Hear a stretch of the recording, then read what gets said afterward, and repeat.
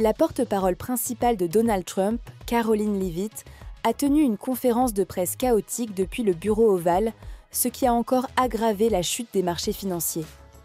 Alors que tout le monde s'attendait à une annonce sur un accord commercial pour apaiser les tensions économiques, elle a surpris tout le monde en ne parlant de rien de tel. À la place, elle a invité la mère de Rachel Moren, une femme tuée par un immigré en situation irrégulière, pour l'utiliser comme levier politique contre Abraham Garcia. Ce dernier, actuellement détenu dans un camp de haute sécurité au Salvador, est pourtant sans lien avec ce meurtre. La Cour suprême des États-Unis, à l'unanimité, 9-0, avait ordonné son retour dans le Maryland, estimant qu'il avait été illégalement expulsé. Mais Trump refuse de se conformer à cette décision. La Maison-Blanche tente donc de créer un amalgame entre Garcia et ce meurtre tragique. Résultat, les marchés ont lourdement chuté. En une journée, 1500 milliards de dollars se sont évaporés de la bourse américaine.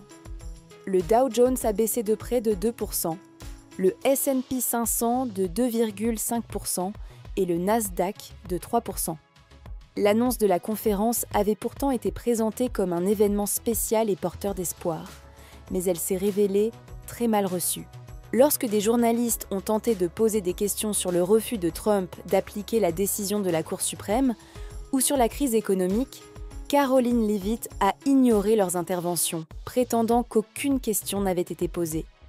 Ce comportement a été largement critiqué, jugé manipulateur et irresponsable.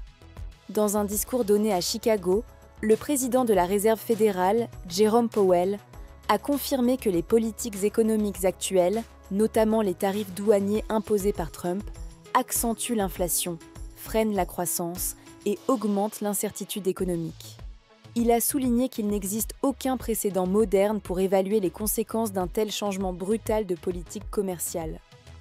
Powell a aussi pointé l'impact négatif des coupes budgétaires dans la recherche scientifique sur l'économie et l'emploi, en particulier dans les villes universitaires. Pendant ce temps, la Chine, ciblée par les droits de douane de Trump, répond avec stratégie. Elle réduit ses importations de pétrole américain et bloque les exportations de minéraux rares essentiels à l'industrie américaine. En d'autres termes, Pékin prend l'avantage dans cette guerre commerciale. Le régime Trump, quant à lui, fait face à des accusations d'outrage criminel de la part d'un juge fédéral, qui envisage de nommer un procureur spécial indépendant pour enquêter. Malgré cela, Trump continue de faire appel de décisions judiciaires, refusant de se plier à l'ordre de rapatriement d'Abraham Garcia. En résumé, une communication catastrophique, un mépris des institutions judiciaires, une économie en chute libre et une politique étrangère maladroite, voilà où en est actuellement l'administration Trump,